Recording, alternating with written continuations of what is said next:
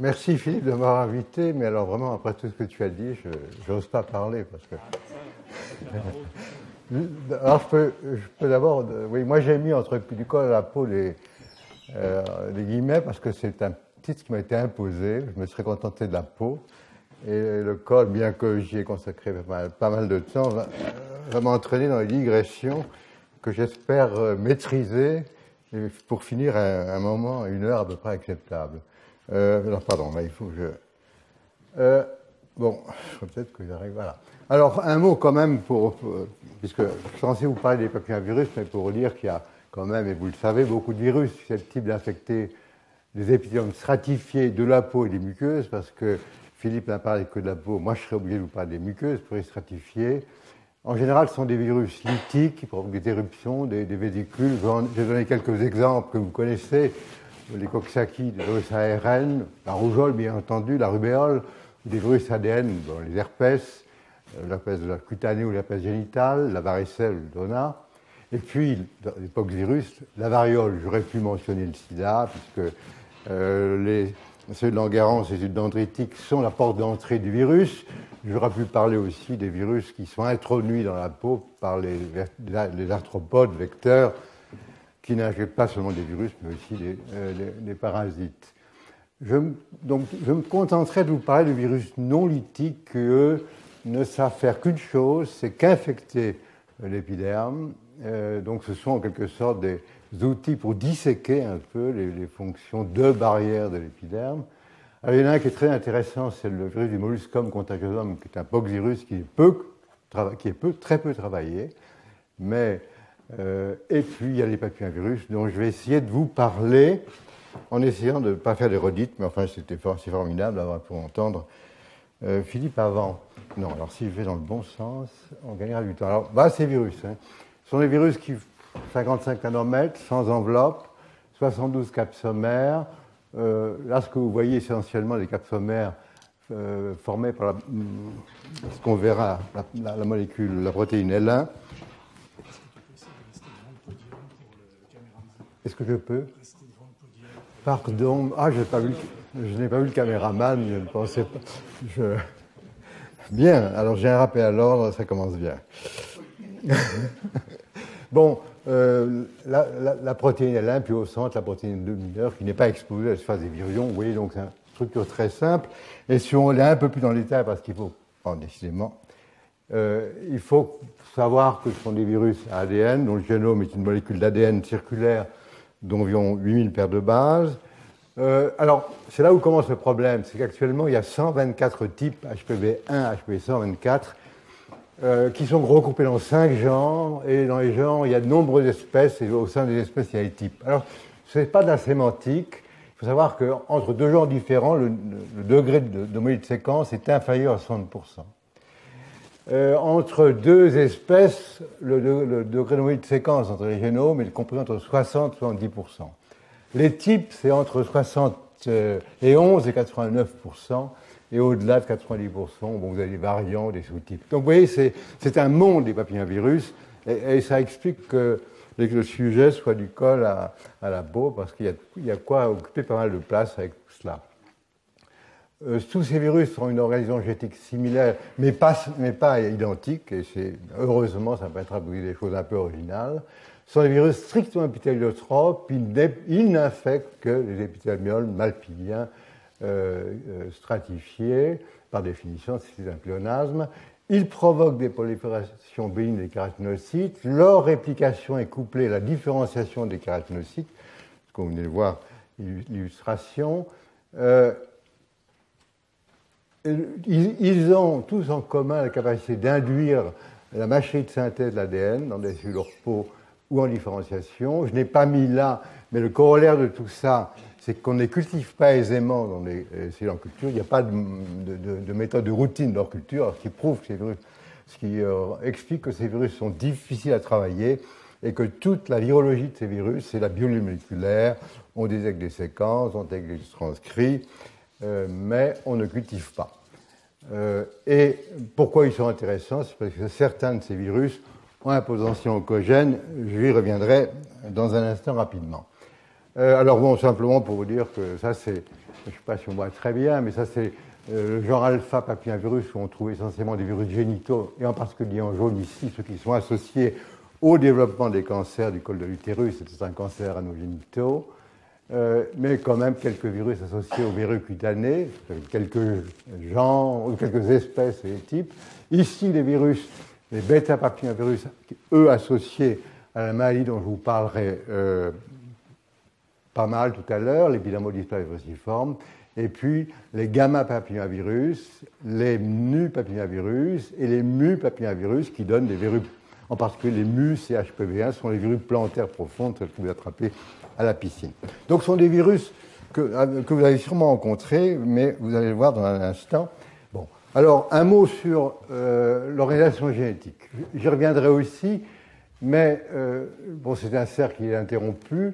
En amont de toute la région codante, il y a une région de régulation qui fait environ 1 kb, dont j'aurais dû montrer le détail. On y trouve l'origine de la réplication, des sites de fixation de la protéine E2, qui est une protéine de transrégulation de l'expression du génome viral, et puis des sites de fixation de facteurs de transcription cellulaire très banaux, généralement des familles de facteurs de transcription, AP1, NF1, ou alors d'autres comme SP1. Et c'est plutôt la combinatoire de ces facteurs membres de famille, comme AP1, qui varie en fonction de ta différenciation des kératinocytes, qui va expliquer que dans certaines cellules comme les cellules basales, certains gènes sont exprimés comme à partir de ce promoteur, ou que d'autres gènes, les gènes de protéines tardives, ne sont exprimés que dans les cellules qui se différencient. Alors, c'est déjà une des raisons de la grande spécificité de ces virus pour les kératinocytes, c'est donc la liaison entre leur transcription et l'état de différenciation de la cellule. Alors rapidement, parce que j'y viendrai, des gènes qui sont impliqués dans l'interaction avec la régulation du cycle cellulaire, un gène impliqué dans la réplication de l'ADN viral, qui n'est pas une polymérase, mais qui attire le complexe de réplication, E2 que j'ai évoqué, qui régule l'expression des gènes, mais aussi se lie à E2 pour l'amener à l'origine de réplication, qui joue aussi un rôle dans la partition des chromosomes viraux dans les cellules qui se divisent en se liant à une protéine des centromères, et puis la protéine 5, dont je vous parlerai par la suite parce qu'elle est très méconnue, mais c'est une protéine extrêmement intéressante, et puis les deux protéines L1 et L2, constituant majeure d'acapide, constituant mineure d'acapide. Voilà, ben, je vous en ai parlé plus longtemps que je ne voulais. Alors ça, vous l'avez déjà vu, c'est la peau. Alors j'attirerai peut-être l'attention sur le fait qu'il y a aussi des terminaisons nerveuses, Philippe. C'est le toucher, le tact. Et il y a aussi dans l'épiderme des cellules de Merkel, qui sont des cellules neuroendocrines, qui elles-mêmes sont en contact avec des terminaisons nerveuses qui traversent la membrane basale. Et ça veut dire qu'il y a probablement aussi des neurotransmetteurs qui viennent ajouter à la complexité des interactions, des dialogues entre cellules épithéliales, cellules dendritiques, entre le derme et l'épiderme. Donc c'est simplement. Et puis il y a aussi dans les capillaires des cellules endothéliales qui jouent un très grand rôle dans les réactions immunitaires. Ça, vous l'avez vu aussi, mais bon, que simplement, ça met un nom peut-être sur des choses. Bon, vous retrouvez les cellules épineuses, vous pouvez Edric, selon le. Bon, j'ai gardé le latin pour cornéum, et vous voyez que finalement, en reposant sur la basale, bon, vous avez déjà dit ça, ce qui est important pour nous, c'est que l'acide basale sont des cellules qui se divisent, mais qu'une première manifestation de la différenciation, c'est le blocage des cellules en G2. Les cellules arrêtent de synthétiser l'ADN, elles arrêtent de faire des kératines 15, 14, elles font de nouvelles kératines 11 et 10, elles commencent à faire de l'involucrine dont Philippe a parlé, puis ensuite elles vont faire les constituants de ces cornéocytes que CUNIS, qui sont entourés d'une enveloppe très rigide, formée de lorécrine, d'involucrine, à l'intérieur duquel il y a des faisceaux de kératine enrobés dans la filagrine. La filagrine, c'est ce qu'on trouve dans les granules, et puis ce ciment lipidique qui s'est formé par extrusion de ces corps lamellaires avec les céramides, le cholestérol, l'acide gras, tout ça, Philippe vous l'a dit, mais c'est dans ce contexte-là que la vie des papillons virus existe. Là, je fais diviser les cellules, là, j'utilise la machinerie de transcription de la cellule pour expliquer mon ADN et pour faire mes protéines de capside, et pour finir, pour me former à la surface. Alors, c'est là où le bas blesse, c'est qu'on vous a parlé de... Bon, ben là, on aurait pu continuer jusqu'à la vulve, passer vers la peau, on a vu tout ça. C'est qu'on a du col à la peau. Et voici donc le col de l'utérus, le corps de l'utérus, le col de l'utérus, le vagin. Et voici l'épithélium. Et vous voyez qu'on change de genre. L'épithélium du glandocole, c'est un épithélium glandulaire. Et puis ici, il y a une zone de transition à peu près à la limite entre l'exo et l'endocole. Et on a ici un épithélium qui est plus ratifié, mais qui ne kératinise pas. Donc les papillomavirus, certains aiment bien ça, mais pas tous. Et alors là, on a du mucus, on a une flore bactérienne particulière, lactobacille. On pourrait aussi discuter de choses dont je ne parlerai pas.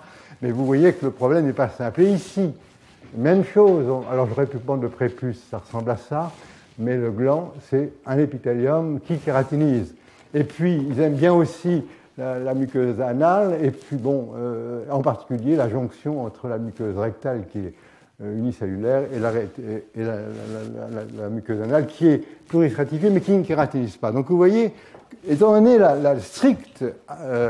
excusez-moi monsieur, mais je ne reste pas en place. Étant donné vraiment la stricte adaptation de ces virus à un épithélium pluristratifié, vous comprenez que quand on leur présente toutes ces conditions-là, ben, il y en a qui sont adaptés à ça et d'autres à autre chose. C'est pour ça que j'étais effrayé que Philippe veuille que je parle de tout ça, parce que... voilà. Et alors maintenant, qu'est-ce qui se passe? Pour vous dire que, bien, ça c'est une verrue plantaire, l'épicine, HPV1, vous le connaissez, ça c'est une verrue vulgaire. C'est ce virus, c'est un malade qui m'avait permis de montrer qu'il y avait au moins 2 papillomavirus il y a presque 35 ans, HPV2. Bon, ça, ce sont les verrues génitales, les condylomes génitaux, une des maladies sexuellement transmissibles virales les plus fréquentes. Ça, c'est l'épidermodysplasie urtiforme. Ici, sont les macules, les taches pigmentées. Elles pourraient être dépigmentées et faire penser au pityriasis vesicolore du apitosporum dont on a parlé. Et puis ça, c'est ce que l'on voit dans les frottis, 2% des femmes, des jeunes femmes, des teenagers, et ces cellules-là, les coïlocytes, marquent l'infection par les papillomavirus génitaux. Quand on va voir au niveau du col, par application acétique, on voit une zone qui blanchisse, et c'est là que se trouve, c'est parmi ces lésions que se trouvent les précurseurs des cancers du col utérus, les néoplasies intraépithéliales. Quand on s'intéresse aux partenaires, comme l'avait fait Renzo Barrasso il y a 25 ans à l'Institut Pasteur, on voit fréquemment des petites taches, des régions que l'on ne voit que si on met de l'acide acétique, qui s'avèrent être des micro-lésions à papillomavirus. Et puis, très curieusement, les mêmes virus entraînent un risque 10 fois moins grand de développer un cancer au niveau du pénis. Nous ne sommes pas égaux. Et puis, malheureusement, je ne sais pas si on voit bien, mais l'événement rare, c'est le cancer du col de l'utérus. Alors, il y a aussi un modèle animal que je veux mentionner, parce que ça a été vraiment le paradigme de l'étude de la carcinose virale chez les mammifères. C'est le virus du papillome de Chauve, décrit en 1933, qui a été travaillé par Peter Rausch, l'homme du sarcome de race, qui a surtout travaillé le papillome de Chauve. Ce virus provoque chez le lapin domestique des verrues qui régressent, et tous les virus régressent en même temps, et bon, c'est quelque chose que vous connaissez probablement certains d'entre vous pour les verrues cutanées, et puis chez d'autres lapins, les virus persistent et se développent en cancer, et à partir de l'étude de ce modèle, Rausch a vraiment posé les fondements de la carcinogénèse expérimentale, l'interaction de ce virus avec les cancérigènes chimiques. Voilà. Je montre ça parce que j'emprunterai à ce modèle quelques... Et ça, c'est simplement pour illustrer la liaison entre le cycle de vie de ces virus et la différenciation de tissus. Là, nous sommes au niveau du col de l'utérus. Nous sommes dans un épithélium pluristratifié, les cellules qui se différencient. Il s'agit d'hybridation in situ qui détecte 2 virus différents, 39 et 42. Bon, ça, c'est un artifice qui permet de marquer différemment les sons, d'avoir des couleurs différentes. Mais vous voyez que dans les deux cas, la réplication de l'ADN, l'accumulation de l'ADN viral n'est observé que dans les cellules qui sont plus superficielles, qui se différencient, avec la fameuse vacuole périnucléaire que vous avez vue sur les frottis. Mais l'ADN viral est dans ces cellules aussi, mais la méthode n'est pas assez sensible pour les détecter. Alors, les généralités sur les infections, alors je vous rappelle, 126 types identifiés, et au moins autant à encore identifier. Alors, nous ne sommes pas au bout de nos peines, et l'histoire n'est pas terminée. Ils sont très ubiquitaires au niveau de la peau et des muqueuses. Ils provoquent fréquemment des infections asymptomatiques, souvent transitoires. Les infections génitales des jeunes femmes que l'on détecte par méthode de biologie moléculaire, eh bien 90% guérissent spontanément en 2 ans. Les manifestations cliniques, quand elles surviennent, elles sont spécifiques. C'est ce que nous avions eu l'audace de proposer il y a plus de 30 ans.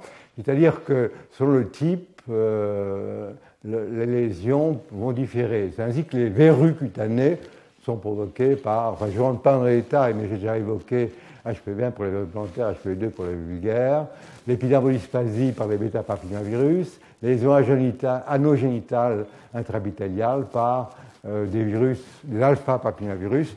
Donc vous voyez, ça traduit bien le fait que devant un tissu cible aussi variable, eh bien, les gens ont acquis une spécialisation. Eh bien, ces lésions-là régressent usuellement à la suite de réactions à médiation cellulaire, mais que ces virus aient ou non un potentiel oncogène. Autrement dit, là encore, nous savons nous défendre, pourtant nous verrons à un instant que nous avons beaucoup de mérite. Alors la progression vers le cancer est un élément rare. C'est le cas de certaines néoplasies intraépithéliales génitales, en particulier cervicales, associées à 2 espèces, HPV7 c'est HPV18, HPV9 c'est HPV16, ou l'épidermodysplasie falciforme, HPV1 c'est HPV5. Alors, la condition sine qua non, il faut que l'infection soit persistante et que les types soient potentiellement oncogènes. Dans ce cas-là, l'infection est une condition nécessaire, mais non suffisante. Il n'y a pas infection, il n'y a pas cancer. Et s'il y a infection, ça ne suffit pas pour un cancer, puisque les infections peuvent régresser spontanément et les lésions peuvent également disparaître spontanément. C'est l'exception, mais malheureusement, ça survient. Alors, ça passe par des précurseurs intraépithéliaux de bas grade, de haut grade, où on a perte de progressivité de la différenciation, processus par étapes, et où les cofacteurs interviennent. Mais encore une fois, l'élément essentiel pour arriver au cancer, c'est l'infection par ces virus. Et alors, ça, c'est le problème qui est, si vous voulez, au centre de mes préoccupations et de cet exposé, même si je pourrais avoir des digressions, c'est qu'il y a une grande variabilité interindividuelle de la sensibilité à l'infection, ou bien on ne fait qu'une infection latente asymptomatique, ou bien on fait une infection clinique mais on guérit spontanément, ou bien les lésions persistent et on développe un cancer. Et les raisons, bon, la barrière se défend plus ou moins bien, et c'est ce qui nous intéresse. Alors, je viens d'évoquer les cancers. Je vous rappelle simplement que les cancers les plus fréquents sont au niveau du tractus génital laryngo-anal. Le cancer du col de l'utérus, c'est 500 000 nouveaux cas par an à l'échelle mondiale. C'est 260 000 morts par an, 80% dans les pays en voie de développement. Ça rend compte de 50% au moins des cancers du pénis, de la vulve et de l'anus. Au niveau de la tête et du cou, environ 25% des cancers de l'oropharynx sont liés à l'infection par les papillomavirus. Alors, vous voyez, j'ai évoqué ici 7, 18, 31, 33, 45. Il y en a une quinzaine que l'on peut trouver associés à ces virus, mais il y en a 2 qui rendent compte, 16 et 18, de 70% des cancers. C'est cela qu'on retrouve au niveau des cancers de l'oropharynx. Pratiquement tous les cancers d'amygdale sont associés à une infection par un papillomavirus.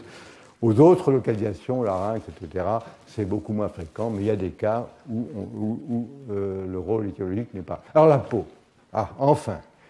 L'épidermodysplasie falciforme, 100% des cancers sont liés à l'infection par HPV5 ou des virus apparentés. Alors la population générale ou les populations immunodéficientes, alors il faut dire qu'en Australie, les cancers de la peau, basocellulaires, spinocellulaires, éventuellement mélanome, qui n'ont rien à voir avec les virus, sont 3 fois plus fréquents que l'ensemble des autres cancers. Alors trouver les virus qui seraient responsables de ces cancers, ça, évidemment, serait intéressant. Et il se trouve que la plupart de ces virus ont été d'abord isolés dans mon laboratoire, et je serais très fier que ces virus soient aussi intéressants. Eh bien, il y a des équipes, et pas mal en ce moment, qui cherchent à relier ces virus, les bêta-papillomavirus, aux lésions précanceuses et cancéreuses de la peau en dehors de l'EV, mais je dois dire que les résultats pour l'instant sont très controversés et que personnellement, moi, je suis extrêmement disons que je ne suis pas convaincu, mais c'est un sujet chaud. Bon, alors maintenant, alors ça c'est, bon, vous verrez sous vos yeux le processus de carcinogèse génitale, l'endocole, la zone de transformation où brusquement l'épithélium décide de se donner naissance à un épithélium pluristratifié, mais qui n'est pas kératinisant, une lésion qui commence, une lésion de bas grade, avec déjà quand même des mitoses anormales, mais enfin avec une différenciation bien conservée. Et là, c'est l'hybridation in situ, où on détecte la réplication du HPV-16. Là, c'est une lésion, la différenciation est déjà bien perdue, mais quand même suffisante pour que le virus se réplique en surface. C'est une lésion de haut grade. Et là, c'est un cancer invasif. Et les points que vous voyez, ce sont des molécules d'ADN du HPV-16 à intégrer, car pour le HPV-16, l'intégration est pratiquement la règle. Donc là, il n'y a pas de problème pour chercher le virus. Alors, ayant dit cela, revenons un peu aux kératinocytes, qui est la cible des papillomavirus. Alors, je pense que kératinocytes, c'est à la fois les éléments de l'épiderme, mais des épithéliums pluristratifiés en général. Donc, kératinocytes, pour moi, c'est un sens large. Je dois dire que si Philippe a été très déçu de voir que l'épithélium ou la peau était très en retard par rapport à l'intestin, au gros intestin, en ce qui concerne la biologie, enfin, la mise en place d'immunité ou encore les microbiotes. Alors, si on compare maintenant la peau avec le col, le vagin, alors là, c'est encore un ordre de grandeur. Donc, on n'est pas très à l'aise. Les cellules souches, l'épithélium, ça va bien. Pour l'appareil, les muqueuses génitales, ça va moins bien. Donc, Philippe l'a déjà dit, je ne vais pas insister. Rappelez qu'effectivement, il sera responsable de l'homéostasie, de la cohésion, de la fonction de barrière de l'épithélium, qu'il contribue au système immunitaire cutané et muqueux en sécrétant et en répondant à des cytokines, chymokines, facteurs de croissance et peptides antimicrobiens. Donc il y a un dialogue entre les kératinocytes et les éléments du système immunitaire, innés et adaptatifs aussi après. Ce qui est très intéressant, c'est que l'homéostasie de l'épithélium dont Philippe a parlé est liée à la présence de cellules souches qui se définissent par des divisions peu fréquentes, par un auto-renouvellement. Vous avez vu, Philippe a montré une division asymétrique. Bon, là, une cellule de deux reste une cellule souche, l'autre va rentrer dans un processus qui engendre des cellules à potentiel de prolifération limitée, ce que les Anglais appellent transit amplifying cells, qui sont destinées à se différencier. Et tout ça, c'est sous le contrôle du micro-environnement qui décide quand les cellules souches vont se diviser et quand lesquelles vont se différencier. Et là-dedans, le virus est là et il est sous les ordres de tous ces boîtes de signalisation. Et pourquoi je parle de ça? C'est parce que les cellules souches sont les cibles vraisemblables du papillomavirus. Et nous verrons que finalement, on a évoqué le follicule pileux et le bulge, mais il y a vraisemblablement aussi des cellules souches résidentes dans l'épiderme interfolliculaire et aussi pour les glandes sébacées et peut-être d'autres, mais bien entendu, quand il y a un grand délabrement de la peau, les cellules souches des follicules pileux sont multipotentes et peuvent régénérer. Alors, ça, vous l'avez déjà vu, les cellules souches, les cellules qui se divisent de 4 ou 5 fois, qui donnent des cellules différenciées, ceci remis en perspective, je n'entre pas en détail, mais toujours la même chose. Dès qu'on passe ici, on ne se divise plus, on ne synthétise plus l'ADN. Et voici le follicule pileux, voici le fameux, je vous l'ai déjà vu, mais il y a des cellules souches ici, il y a des cellules souches par ici, et puis quand celles-là sont abîmées, on peut les régénérer par rapport à ça, mais c'est surtout la fonction, c'est au moment du cycle du poil. Ah bon, décidément, je suis du cycle du poil. Quand il faut régénérer un poil, eh bien, c'est la source des cellules qui viennent au niveau de la papille dermique, la matrice qui sert à faire le poil, qui viennent de là. Bon, mais les papillomavirus aiment bien aussi ces cellules souches. Dès qu'il y a des cellules souches, ils aiment bien. Et vous verrez que tout à l'heure, si je voulais trouver des papillomavirus chez vous, la première chose que je ferais, je prendrais des cheveux. Et chez une personne sur deux, j'en trouverais. Bon, alors voilà. Alors je vous remontre ça, mais je crois que vous avez tous compris, hein, l'agent de régulation, mais quand même, E6, E7, interaction avec le cycle, E1, E2, réplication, surrogation, E5, on en parlera plus tard, et les protéines de capside. Ceci est pour vous dire que, parlons un peu sur les virus intelligents, les papillomavirus. Et c'est résumé ici, parce que les papillomavirus, ils ont des défis. Alors ça c'est indépendant de leur pouvoir oncogène. Je dirais que leur protection oncogène, c'est pas intelligent, ça, parce que tuer les gens, ça n'a jamais été extrêmement rentable. Par contre, eux, ce qu'il faut qu'ils fassent, c'est infecter une cellule qui se divise peu et stimuler sa prolifération, et se répliquer dans les cellules qui ne se divisent plus, les cellules qui se différencient.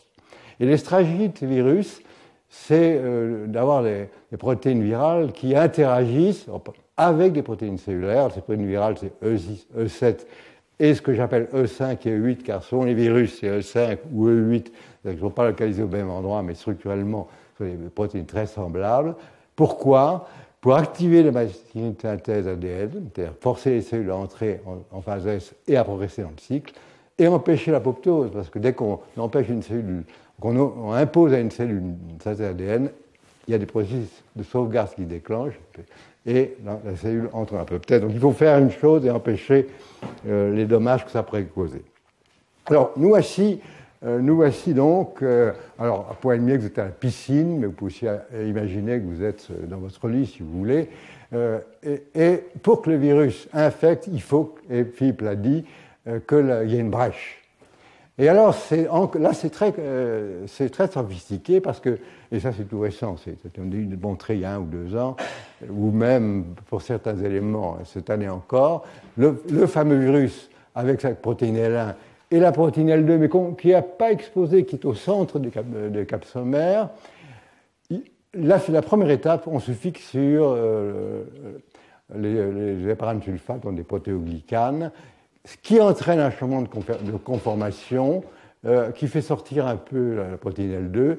Et il y a, lorsqu'il y a une brèche, il y a un tas de choses qui se passent, y compris l'expression de protéases de toutes sortes, et en particulier la furine, qui va cliver l'extrémité N-terminale de L2. Et à ce moment-là, le virus pourra infecter le kératinocyte, à interagir avec un récepteur que l'on ne connaît pas encore. Vous voyez. Alors, le virus tout seul, lui, il ne peut rien faire. Donc, vous voyez quand même que, bon, c'est quand même une partie de son épithéotropisme d'avoir un mode aussi compliqué, d'être obligé d'interagir avec la membrane basale, ensuite d'être clivé parce qu'il y a une blessure et ensuite d'aller infecter un récepteur. Donc,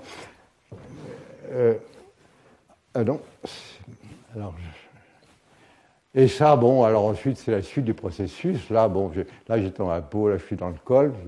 Et vous voyez que, bon, il y a une séquence dans l'expression des gènes viraux. E5, E6, E7, j'ai évoqué, c'est l'interaction avec le cycle. 1 et 2, c'est la réplication et la partition. Puis on a toujours besoin de tout ce qui permet à la cellule pour l'obliger à faire de l'ADN. Et ça aboutit à l'amplification de l'ADN viral. Là, il y a à peu près 20-40 copies par cellule. Là, il y en a des milliers. La synthèse des protéines de capside L2, tout ça pendant la migration des cellules à la surface. L'assemblage des virions se fait juste à la transition entre le granulosome et le cornéum. Et puis les cellules cornées sont bourrées de virus. Et par contact aimable ou indirect, on s'infecte. Voilà. Alors, la plus belle démonstration, alors je ne sais pas si c'est très joli vu d'en face, vu de côté, ça n'est pas terrible, mais c'est un travail récent, mais qui remonte à des travaux, enfin, c'est une période qui a débuté il y a plus de 15 ans, c'est qu'on peut, je disais qu'on ne cultive pas des papillomavirus dans les milieux usuels, c'est-à-dire qu'on vient infecter des cellules de singe, il ne se passe rien, ou même des cellules de thorax humain. Mais si vous cultivez des kératinocytes primaires, sur un substrat plastique, mais qu'après vous les preniez, vous les mettiez en culture, sans les infecter, ou les infectant, comme dans le cas d'ici par HPV-18, ou les transfecter par l'ADN du virus, sur un équivalent de derme, et là ce sont les fibroblastes humains incluant le collagène. En premier temps, vous les laissez se fixer dans le milieu et commençaient à s'étaler, à se développer. Puis ensuite, vous les mettez à l'interface entre le milieu et l'air, et vous avez reconstitué la peau. Et bien dans ce cas-là, vous avez la reproduction du cycle. Là, vous avez HPI-18, le témoin, la culture infectée. Vous voyez qu'il y a une hyperplasie, puis il y a déjà les bourgeons qui s'en vont. Là, vous marquez l'ADN par le BRDU, pour déoxyuridine. Il n'y a que des cellules basales dans le témoin, mais il y a des cellules partout marquées, qui font l'ADN partout dans la culture. Là, vous recherchez l'ADN du HPI-18 dans le témoin, vous n'en avez pas, mais vous le trouvez dans les cellules superficielles dans la culture, et vous cherchez l'antigène de capside, et vous le trouvez dans l'équivalent du stratum corneum de cette culture. Donc, vous voyez, c'est la meilleure façon de démontrer le lien entre différenciation de l'épiderme et l'expression des fonctions virales. Alors, je marque ici, on a affaire à un virus génital, HPI-18, et là, ça ressemble curieusement à de la peau. Mais enfin, disons, ce n'est pas un épithélium génital. Mais enfin, on n'est pas non plus in vivo ici. Alors, le grand défaut de cette technique-là, c'est que, bien entendu, les cellules sont complètement soustraites au micro-environnement qui régule la division des cellules souches in vivo, et que finalement, si vous voulez comprendre, si vous supposez que l'événement initial, c'est de mettre en branle les cellules souches, ben vous avez déjà fait le travail, là, vous avez tout séparé et elles poussent. Et c'est pour ça que je me permettrai de vous parler d'une protéine qui s'appelle E5-8, que l'on avait jusqu'à présent travaillé que dans des conditions-là, et dont on ne comprenait pas bien l'intérêt. Mais enfin, c'est très joli, ça. Hein. Et alors, j'aurais pu vous montrer les virions, parce que il y a vraiment une production de virus. Et ça, c'est simplement pour vous dire que, bon, je voulais parler d'infection latente. Très curieusement, on ne sait pas trop à quoi ça correspond. Il y a probablement 10 à 20 copies du génome viral par cellule. Et le minimum, c'est E1, qui se fixe sur l'engine de réplication, qui attire le complexe de réplication, et E2 qui aide ceci, mais qui aussi permet, au bout de la partition des chromosomes, de chaque cellule d'avoir sa copie du génome viral. Et puis ensuite, il y a, mais le niveau d'expression est très bas, il y a ensuite le passage vers la lésion, et vous voyez que, en général, le niveau d'expression de tous, E1, E2, E5, E6, E7 est faible, et puis, lorsque ça migre à la surface, il y a une surexpression de ces protéines, et on aboutit à la formation du virion. Et là, simplement, la transition vers le cancer, l'événement rare, et là, vraiment, le E6 et E7 qui sont au centre du processus s'expriment abondamment, mais ça, c'est plus physique. Alors, Philippe vous a montré ça, parce que tout ça, ça se passe dans ce contexte-là. Le virus, vous voyez, là, c'est gentil, il y a une brèche, là, Philippe a évoqué toutes les insultes, tous les signaux de danger que la peau, les kératinocytes, les cellules. Je n'entre pas dans le détail, sinon que... Alors, les cellules endothéliales, les capillaires ne sont pas là, pourtant c'est vraiment un composant important de la réponse immune, puisque c'est là que, en particulier, l'adressage des lymphocytes T à la peau exprime, je suppose, l'expression d'un certain nombre de... Alors, un mot simplement sur la régression. Et là, le modèle animal le permet bien de le voir. Et je trouve que dans mon laboratoire, Jérôme Salbon et Françoise, qui est là, ont montré qu'en fait, les virus du lapin, il y a deux virus du lapin, deux sous-types, A et B, moins de 90%, plus de 90% de différence, mais beaucoup de différence quand même, A et B, et aussi de montrer qu'il y a, selon les lapins, il y a des lapins qui rejettent les deux virus, et des lapins qui gardent les deux virus, puis il y a des lapins qui rejettent l'un et pas l'autre, ce qui est vraiment un phénomène intéressant. Et là, c'est ce que vous voyez ici. Bon, ce sont des lapins extrêmement caractérisés sur le plan, enfin, il a fallu établir des haplotypes étendus, séquencés, clonés, séquencés. Après, ce sont des allèles très différents. On a vraiment affaire des lapins, des familles de lapins très différentes, dans la capacité de présenter les antigènes aux lymphocytes par l'antigène de classe 1 ou l'antigène de classe 2. Et ce que vous voyez ici, un phénotype persisteur où on a transfecté le A et le B, ça pousse, et ça persiste. Et ça donnera des cancers plus souvent là que là d'ailleurs. Et là, bon, l'histoire commence de la même manière, et puis A, B, A, tiens là ça commence, et là, hop, et là il n'y a plus que le A. Et donc, ce malade fera des cancers, mais ce lapin, mais il n'y aura pas de cancer au B, il y aura des cancers par le A. Et alors, c'est intéressant parce que chez la femme, on sait, enfin, pour HPV-16, on sait qu'il y a des variants qui sont associés à un risque 10 fois plus élevé de persistance et de progression. Donc ça, c'est l'objectivation d'un phénomène. Et je vous montre simplement, pour montrer chez le même lapin, ce qui se passe pour le virus B. Et vous voyez ici, au moment de la régression, c'est un filtrat massif de lymphocytes T, c'est les 4+, ou de lymphocytes T, c'est les 8+, cytotoxiques. Puis ici, puis là, 4 semaines après, pour les lapins provoqués par les verrues du même lapin associés, là, c'est du bruit de fond, il n'y a rien. Aucun infiltrat, ou pratiquement pas d'infiltrat. Donc là, la régression, c'est quelque chose qui a à faire avec la mise en place de la réponse adaptative qui va conduire à l'élimination par des mécanismes qui sont par des cellules cytolytiques T ou par les lymphocytes T4 et les macrophages activés. Enfin, c'est assez... Bon, alors justement, c'est curieux, j'ai l'impression que j'ai passé un diapo, parce que j'avais un... Ah, ben c'est ce diapo que j'ai passé, je me disais qu'il y avait ce diapo... oui, en fait, tout ça, c'était pour illustrer ceci. Et pour dire que finalement, on est quand même très ignorant. Ce sont des virus qui sont, dont ce que tous vient de vous dire d'eux, mais c'est peu favorable à une réponse immunitaire. Bon, l'épithélium n'est pas vascularisé, Philippe l'a souligné. Les protéines virales s'expriment faiblement dans les cellules basales.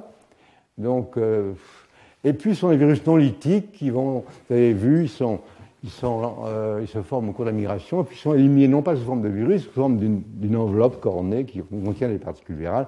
Donc tout ça, c'est pas très... Alors en plus, on pourrait dire qu'ils infectent un des constituants du système immunitaire cutané, le kératinocyte, et bon, le sida montre bien que lorsqu'une cellule immunitaire est affectée par un virus, en général, c'est pas bon pour la réponse immunitaire. Alors, pour nous résumer, les réponses humorales sont inconstantes et faibles aux protéines de capsid L2. C'est cette réponse qu'on veut solliciter lorsqu'on fait la fameuse vaccination dont on parle dans les journaux, Gardasil, Cervarix. Et les oncoprotéines 6 et 7, les anticorps contre ces protéines ne sont vraiment détectables que chez les patients atteints de cancer, et d'autant plus facilement que le cancer est développé. C'est donc pas quelque chose qui joue un rôle, ça ne joue pas un rôle dans la régression ou dans la guérison des lésions. Par contre, la réponse à la médiation cellulaire inéospécifique sont, elles, clairement impliquées dans la régression, ce que objective la grande fréquence des infections chez les patients immunodéprimés ou immunosupprimés, iatrogènes, acquises ou génétiques. Ces réponses sont encore mal comprises, malheureusement. Alors les acteurs, bien, vous les avez vu défiler. Alors, mais il y a deux problèmes, en fait. Il y a la guérison de l'infection latente. Là, on s'arrête et on ne fait pas de maladie. Et puis, la régression des lésions, on fait une maladie, mais elle disparaît spontanément. Donc, il faut... Et c'est probablement important sur le plan... les acteurs, vous les connaissez, kératinocytes, cellules lévitéinées, Philippe vous les a montrés, les différentes populations de lymphocytes T, avec, lorsque ça persiste, bien entendu, les lymphocytes T, des suppresseurs, régulateurs. Lorsque ça se passe bien, une réponse de type TH1. Les cibles, les protéines virales précoces, celles qui sont exprimées dans les cellules basales, mais ne sont pas uniquement des cibles, sont aussi des agents de subversion, parce qu'elles interfèrent, en particulier pour les virus oncogènes, avec la production et les voies de stimulation des interférons de type 1. Voilà les larmes, là, les peptides antimicrobiens sont de peu d'utilité. Là, l'arme, ce sont les interférons. Il y a aussi, parmi les cellules lutéinées, les cellules dendrites plasmatoïdes qui sont les premières à arriver lorsqu'il y a une blessure de la peau. C'est très intéressant. Et puis, il y a aussi un effet de l'expression du génome viral sur l'expression des antigènes du MHC, ceux qui présentent les antigènes viraux, ou ceux qui aux lymphocytes T, CD4+, et des visibles. Donc vous voyez, mais enfin, le résultat c'est quand même que la plupart des gens guérissent par infection latente et que la plupart des gens qui ont des lésions guérissent spontanément. Donc c'est pas aussi dramatique que ça, mais quand ça marche, on ne connaît pas très bien les mécanismes. Et alors, là encore, je reviens à ma marotte, il y a des variations individuelles ou interindividuelles très importantes dans la capacité à s'opposer à cette infection. Alors, bien entendu, il y a tous les patients immunodéficiés que j'ai évoqués, immunodéficitaires, mais il y a probablement des polymorphismes génétiques qui font que telle ou telle cytokine, telle ou telle protéine est plus ou moins exprimée. Le répertoire des cellules T varie chez les uns et chez les autres. Et puis, il peut y avoir des trous dans l'immunité. Il y a peut-être des points de régulation importantes pour lesquels il y a, par exemple, une mutation qui inactive la protéine, donc d'origine génétique. Toutes des choses que l'on ne comprend pas bien, mais j'essaierai dans un instant de vous montrer comment on peut commencer à comprendre, et avec des surprises d'ailleurs. Bon, alors, je ne vais pas vous remontrer ça, vous l'avez vu, donc vous comprenez. Et bon, pour ne pas vous laisser, je ne sais pas si vous êtes réellement sur votre faim, mais bien que ce ne soit pas spécifiquement un problème lié à la peau, mais quand même ce sont ces virus qui infectent l'épithélium et qui ne peuvent faire que ça. Quand il y a un cancer, c'est une propriété spécifique, donc aux protéines E6 et E7 qui est en cause. Quand il s'agit du HPV-16, du HPV-18 ou de la quinzaine de virus qu'on peut trouver associés au cancer du col ou du pénis, ces virus sont capables d'immortaliser des kératinocytes humains ex vivo. Et les protéines E6 et E7 de ces virus interagissent avec des cibles cellulaires spécifiques. La protéine E6 interagit avec la protéine P53 par l'intermédiaire d'un complexe avec cette protéine du 6AP, entraîne la dégradation de la P53. Même chose pour BAX, anti-apoptotique. Même chose pour IRF3 ou TIG2, qui sont des protéines de réponse à interférons ou de production d'interférons. E7, la cible majeure, c'est la protéine du rétinoblastome et c'est la famille des protéines RB qui, vous le savez, joue un rôle central dans le contrôle de la phase S. Normalement, il y a un complexe PRB-E2F, une famille de facteurs de transcription.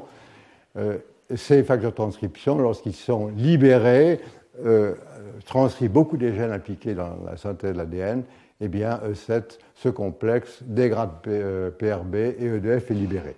P21, c'est un inhibiteur du cycle qui est également inhibé par E7. Il y a des cyclines qui sont activées. IRF9, c'est encore un gène de réponse immune. Donc, vous voyez, il y a des petits points. On pourrait multiplier les cibles de ces virus. C'est un processus vraiment très complexe, mais les pierres angulaires.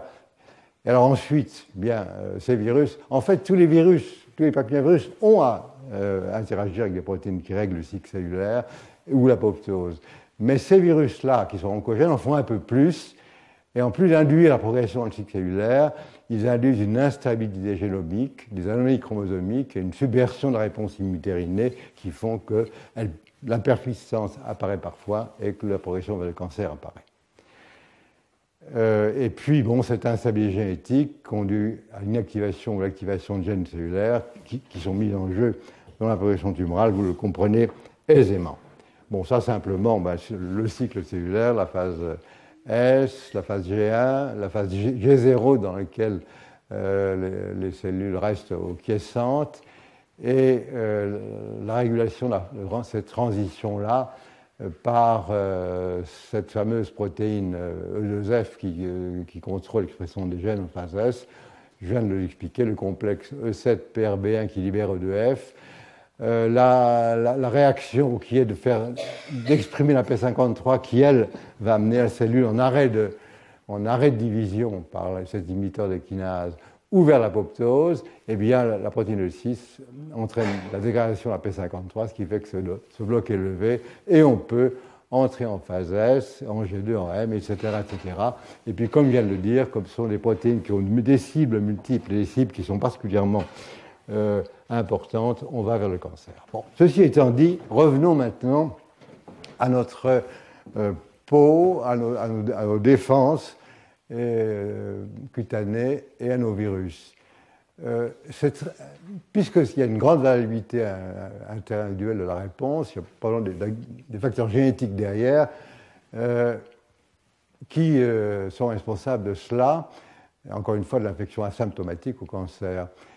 Et on peut faire l'hypothèse que la sensibilité ou la résistance aux infections et aux maladies sont liées à des polymorphismes alléliques ou à les mutations de gènes de l'autre qui contrôlent, alors bien entendu, l'expression ou l'activité de protéines virales. On a vu 1, 2, 6, 7, 6, 7. Il y a beaucoup d'interacteurs, et selon que l'interaction se fait ou ne se fait pas, on peut aller loin ou ne pas aller loin.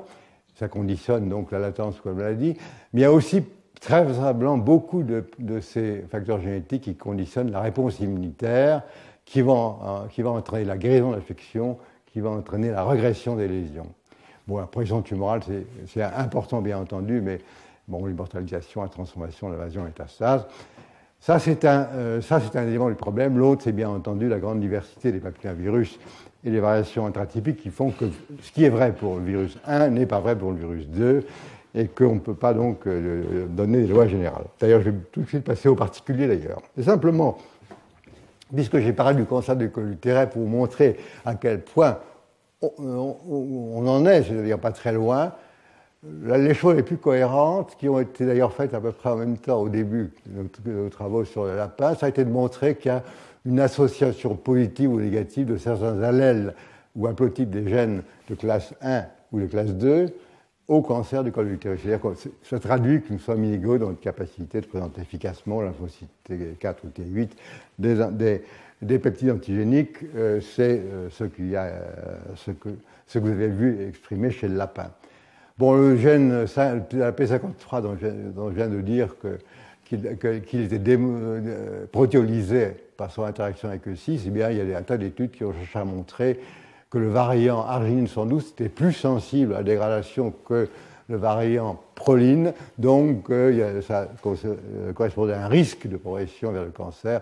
Mais là, il y a beaucoup d'études et les résultats sont équivoques.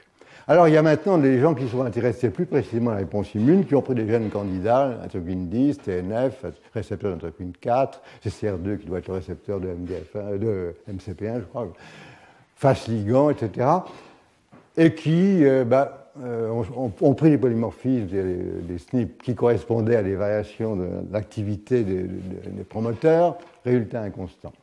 Et puis, puisque Philippe avait évoqué le microbiome, la métagénomique sans application au microbiome cutané, eh bien, les Wide Genome Association, les études d'association à l'échelle du génome de marqueurs de polymorphisme avec la persistance d'une part et la progression vers le cancer d'autre part ne font que commencer.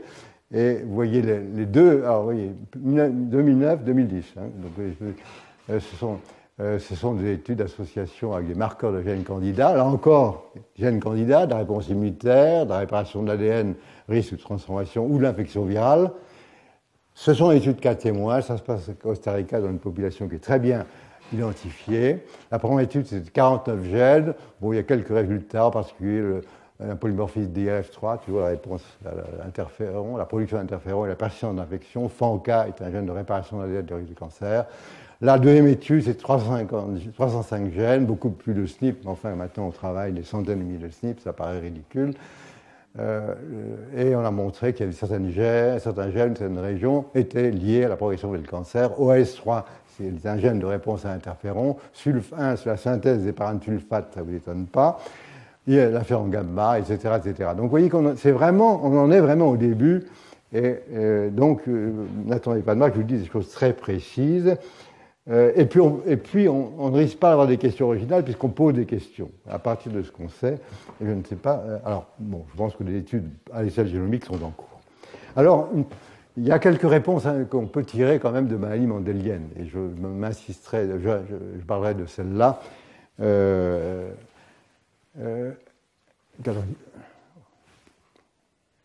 Oui, il est tard, hein, je m'arrête. Oui, ben. Simplement, il y a un syndrome, le syndrome de WIM, avec une mutation dans ce récepteur de chymokine, où les enfants sont sensibles très tôt aux virus cutanés et génitaux. Donc ça veut dire que cette voie de signalisation est importante. Il y a des transplantés, il y a des malades, des enfants atteints de déficit immunitaire combiné sévère, qui développent longtemps après la greffe des lésions cutanées à papillomavirus, et en particulier, vous verrez dans l'instant lequel. Et ce sont ceux qui ont une mutation dans le gène du récepteur commun de l'IL2 et dans JAK3 qui est en voie de signalisation par ce récepteur. Et puis l'épidermodis sphaeriforme, là, il faudra que j'aille très vite parce que c'est ce dont j'aurais aimé vous parler si mon titre ne m'avait pas entraîné vers le col de l'utérus. Alors voilà, c'est simplement un exemple de déficience en JAK3. Cet enfant a développé, 14 ans après la greffe, ce type de lésion qui est extrêmement rare. Je veux dire que en dehors de l'épidermodysplasie versiforme, et sur 8 des enfants, 5 avaient ce type de lésion. Là, vous avez des verrues vulgaires banales. Ce qui veut dire que la voie de signalisation par gamma-C, JAK3, probablement dans les kératinocytes, parce que les enfants avaient une reconstitution d'immunité normale, doit jouer un rôle important dans la lutte contre ces virus. Mais la meilleure façon de le savoir, c'est d'étudier cette maladie, qui est l'épidermodysplasie versiforme, les cancers cutanés, et ici, c'est les lésions maculeuses très spécifiques de la maladie. Ça, c'est le malade dans lequel, dans ce cancer-là, c'est le premier cancer dans lequel un virus était bien évident, en tout cas un papillomavirus, c'était il y a plus de 30 ans, et c'était HPV5, c'est un malade travaillé en collaboration avec le professeur Jablonska. Alors, bon, le phénotype, je ne rentre pas dans le détail, hein, c'est une maladie autonomique récessive, ça débute dans l'enfance, les lésions, vous venez de les voir, macule vériplane, transformation maligne à peu près 20 ans après le début de la maladie, dans des sites exposés au soleil en général, pas de phénotype immunologique manifeste, pas de prédisposition à d'autres infections en général, des anomalies fréquentes de l'immunité cellulaire que l'on détecte parce qu'on les cherche, par des tests in vitro, qui sont anormaux chez les impatients, ou par l'allergie à des tests cutanés chez la plupart des patients, mais encore une fois, il faut le faire pour s'en rendre compte. L'immunité spécifique a été peu étudiée, les travaux anciens qui suggèrent une non-réponse des cellules T, des cellules NK aux HEW, mais ceci mériterait d'être fait. Alors, le phénotype virologique est intéressant. C'est clairement une maladie qui se définit comme une prédisposition à l'infection par les bêta-papillomavirus, virus ubiquitaires, mais en général non pathogènes. La progression du cancer, c'est certains de ces virus, et essentiellement HPV5. Ces virus se répliquent abondamment dans les lésions bénignes. Les cancers contiennent des copies nombreuses de l'ADN viral, et des transcrits viraux abondants de E6 et E7. Les malades qui présentent des cancers, dont la plupart d'entre eux font des anticorps contre E6 et E7. Et ça nous rappelle tout à fait ce qu'on pourrait dire avec le cancer du col. Et en plus, les mutations du gène P53 qu'on trouve dans ces lésions précancéreuses et cancéreuses indiquent qu'il y a une synergie entre le virus et les bêta-papillomavirus, ils sont là, vous vous rappelez sûrement. Alors, simplement, ça c'est Variation in situ qui montre, je viens de vous dire. Alors, ce qui est intéressant et qui va me permettre de parler de commensalisme, parce que dans le cas des virus, c'est vraiment pas une notion courante, c'est la restriction à l'infection par les bêta-papillomavirus en dehors des malades que je viens de vous voir, et une maladie rare. Bon, il y a à peu près une quarantaine de types de bêta-papillomavirus connus, dans 5 espèces. D'autres restent à caractériser. Tous ces virus produisent des infections asymptomatiques ubiquitaires qu'on détecte par des tests très sensibles de PCR. Elles sont acquises très tôt dans l'enfance, probablement dans les heures ou les jours qui suivent la naissance. Et ces virus-là, on les trouve tellement fréquemment, très tôt. Ça a amené les gens qui ont fait ces observations-là à proposer que ces bêta-papillomavirus sont des virus commensaux de la peau humaine. Alors ça, c'est une notion qui n'est pas banale. Alors le débat, c'est est-ce que c'est vrai, l'innocuité de ces virus est réellement démontrée. Ce qui est intéressant de savoir, c'est que dans l'immunosuppression, qui est un facteur qui favorise l'expression des maladies par ces virus, les phénocopies de V, c'est ce que je viens de vous montrer, c'est extrêmement rare. Donc l'immunosuppression per se n'est pas suffisante. Alors il y a tous ces gens qui s'acharnent à chercher ces virus dans les précancers et cancers cutanés. Usuellement, on en trouve, même que dans 90% des cancers des patients immunosupprimés, parce qu'on trouve généralement, c'est beaucoup moins d'une copie d'ADN viral par cellule, on ne trouve pas de type spécifique, donc et on en trouve aussi dans la peau normale, donc pour associer ça à un processus de carcinogénèse, il faut faire des modèles, et pour l'instant, je n'ai pas encore été convaincu. Alors, une observation intéressante que nous avions faite une vingtaine d'années avec Mme Jablonska à Varsovie, c'est que les bêta-papillomavirus sont activés, et ceci c'est montré par l'apparition d'anticorps contre le HPV5, celui qu'on trouve dans les cancers, dans des maladies associées à une hyperprolifération de l'épiderme, le psoriasis, les maladies bulleuses, les bulleuses auto-immunes, pas de virgule.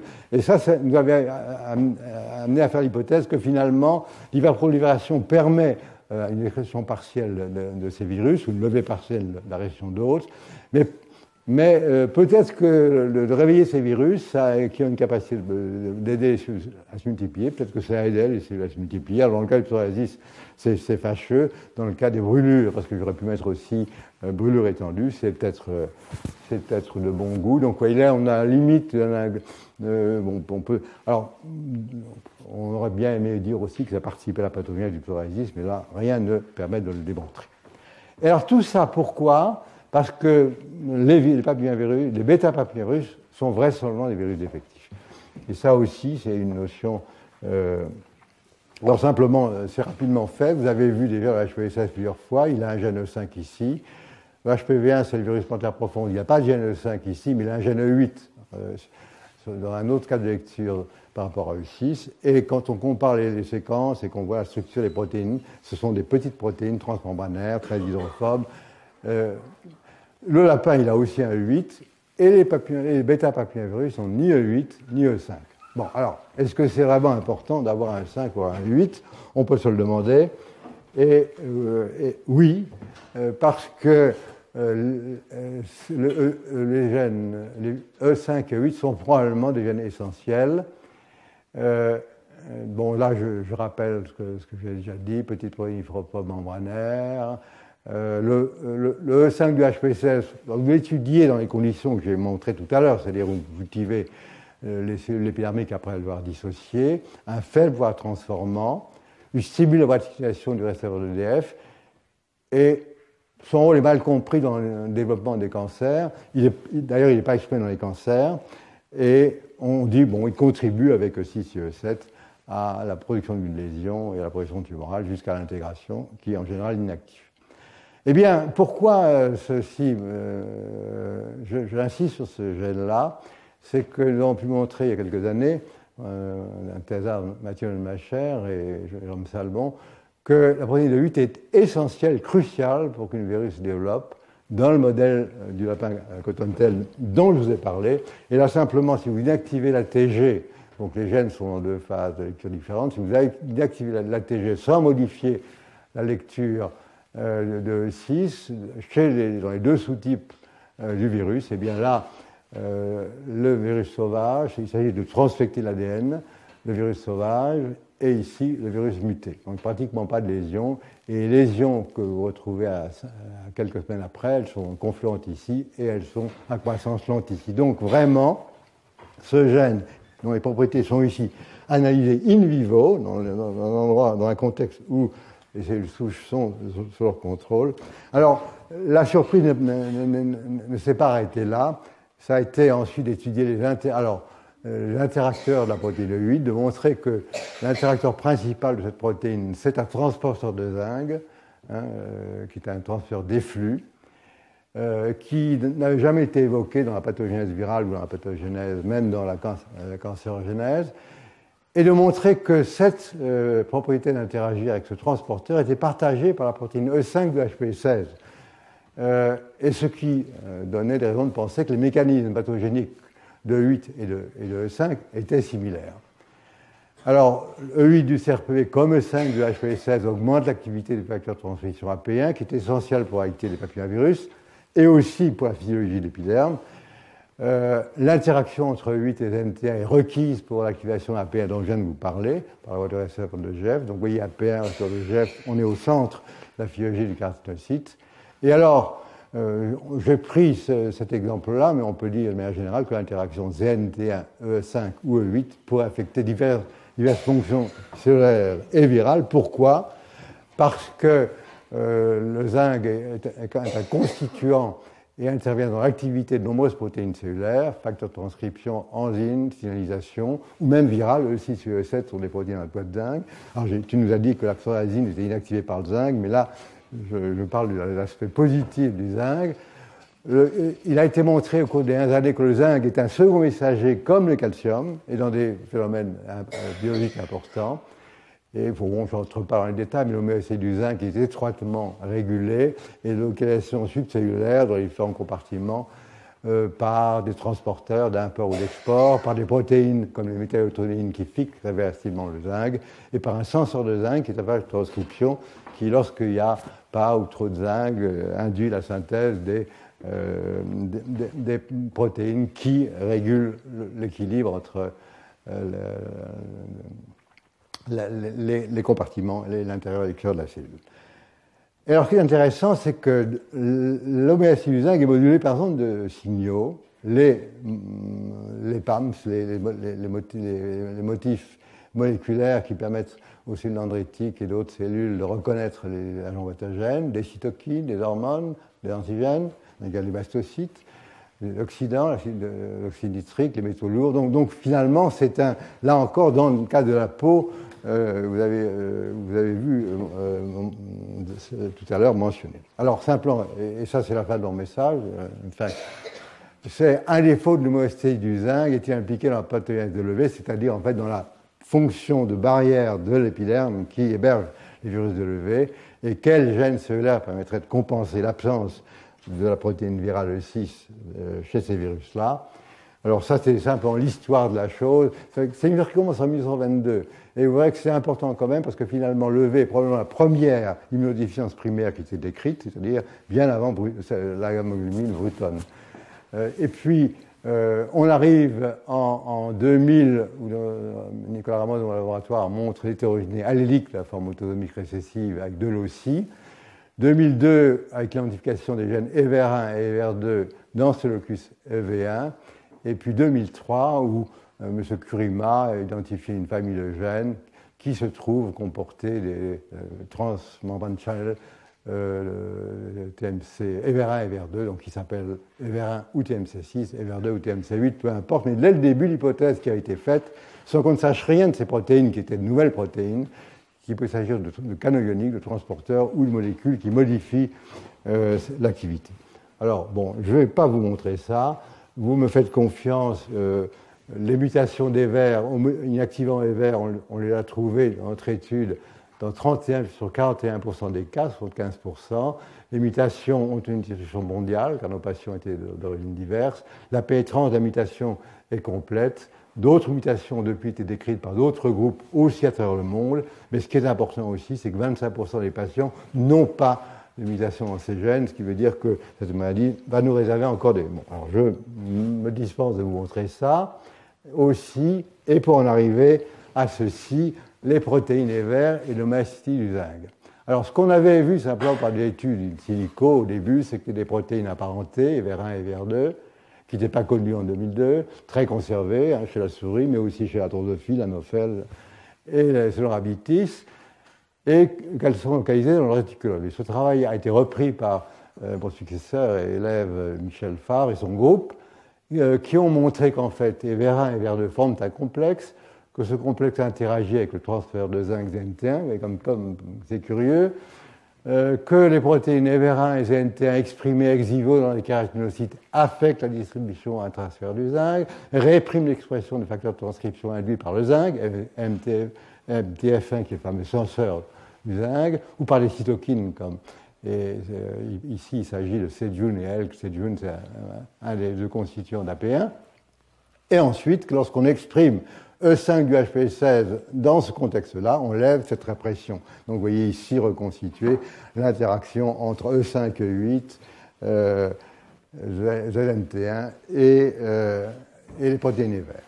Alors la conclusion de ce groupe a été que les protéines EVER participent à un complexe de transport du zinc qui régule la balance intracellulaire du zinc. Alors vous voyez que l'épiderme et la peau avaient quand même quelques surprises à nous. Alors, qu'est-ce qu'on peut dire in fine? Je l'ai évoqué il y a un instant. L'EV serait donc une maladie due à un déficit immunitaire primaire d'une fonction immunitaire spécifique à la peau et à l'épiderme. Il faut expliquer l'abolition de la restriction à l'infection par les bêta-papillomavirus, il faut expliquer la persistance des lésions, et on peut faire deux hypothèses qui ne s'excluent pas mutuellement, qui impliquent l'homéostasie du zinc, c'est-à-dire 75% des lésions, un déficit de l'immunité intrinsèque, qui est la première ligne de défense antivirale, alors que ce soit la peau, l'intestin, c'est-à-dire que ce sont des protéines qui sont là, qui n'ont pas besoin d'être induites en réponse à l'infection, et qui bloquent, Dieu merci, pas mal d'infections virales. mais ça peut aussi être un déficit de l'immunité innée, la mise en place de l'immunité spécifique, ce sont des choses que j'ai développées dans des revues. Et alors, je veux simplement, bon, déficit d'immunité intrinsèque, c'est certain, mais ça amène à faire l'hypothèse que les protéines verts contribuent au contrôle de la division des cellules souches épidermiques en modulant l'homéostasie du zinc. Ça, c'est une chose qui va de soi avec l'hypothèse, et que les protéines verts agisseraient comme des facteurs de restriction dominants lors de l'infection par les papillomavirus, en particulier les bêta-papillomavirus. Dans le cas général, les protéines 5 et 8 lèveraient cette restriction lors de l'infection, provoquant la division des cellules souches et le déroulement d'une séquelle virale. Et c'est l'inactivation des protéines verts qui compenserait l'absence de 5 et 6 et qui permettrait le développement d'une lésion de V uniquement chez les patients qui ont des mutations. Et c'est redondant pour HPV-16 parce que les patients atteints de V ne sont pas plus sensibles à HPV-16 que vous et moi. C'est-à-dire qu'il y a d'autres façons de bloquer cette étape d'interaction avec les cellules souches. L'argument à faire l'hypothèse, c'est l'histoire que je vous racontais tout à l'heure du psoriasis, des maladies bulleuses, où il y a une réparation, donc une stimulation permanente des cellules souches, donc le virus est à son aise. Et même parfois, chez les immunosupprimés, des co-infections. Aussi une chose que nous avions décrit il y a une vingtaine d'années, la réplication d'HPV, des bêta-papillomavirus dans des lésions en présence d'un autre virus, toujours en présence d'un autre virus, et probablement c'est une complémentation par protéine 5. Et ça, c'est simplement, bon, c'est le schéma avec là ce qui se passe chez vous ou chez les hétérozygotes, infection latente 1 et 2, et là c'est ce qui se passe chez les malades où vous retrouvez l'expression de tout le. Alors, dernière hypothèse, et avant-dernière diapositive, lever un déficit primaire de l'immunité innée. Les gènes verts sont transcrits dans la peau, heureusement, mais aussi dans les lymphocytes B, T, sur le NK, sur le dendritique, sur l'endothélial.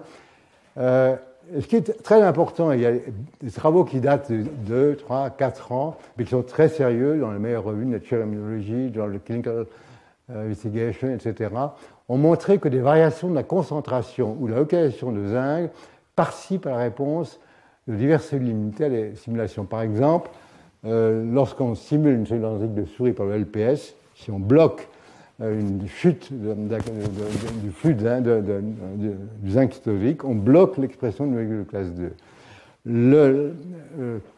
Un flux de zinc est nécessaire pour la dégranulation du mastocyte après fixation des IgE sur le récepteur à haute affinité. Donc vous voyez, c'est quelque chose qui est tout nouveau, mais qui donne beaucoup d'importance au zinc dans le fonctionnement du système immunitaire.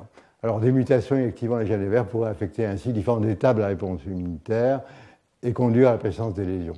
Mais, je reviens au point de départ, les kératinocytes ont vraisemblablement un rôle central dans les réponses innées au bêta-papillomavirus et la mise en place d'immunité spécifique, parce que quand même, ils sont au centre du système immunitaire. Alors, pour finir, quelles sont les leçons tirées de l'épidermolyse falciforme, qui est une expérience de nature?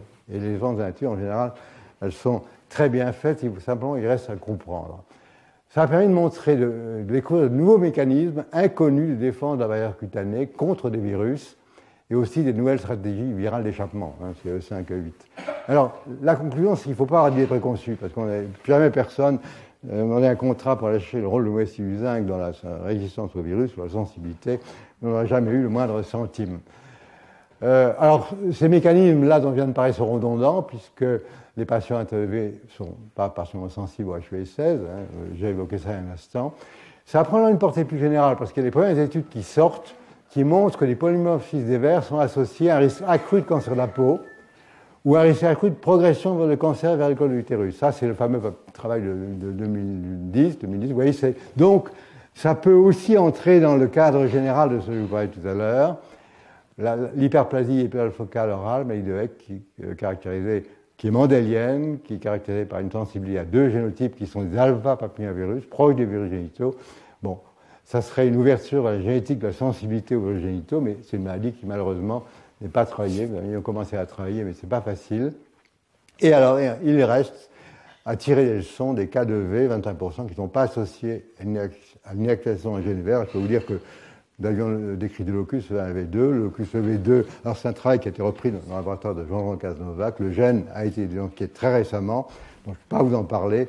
Mais là, nous sommes maintenant non plus dans l'immunité intrinsèque ou innée, mais nous arrivons dans l'immunité adaptative avec des problèmes de migration de maturation et de différenciation des lymphocytes, ce qui prouve que continuer à analyser ces expériences de nature, c'est répondre à des questions qu'on ne savait peut-être même pas poser. Alors bon, pour dire que simplement, ça ne vous étonnera pas qu'il fallait des patients pour travailler, qu'il fallait des chercheurs pour faire le travail, et moi pour raconter leur histoire, et puis des dermatologues pour trouver les malades, les rassembler, faire en sorte que des prélèvements de sang avaient un espaceur pour travailler. Je vous remercie et excusez-moi probablement d'avoir été long.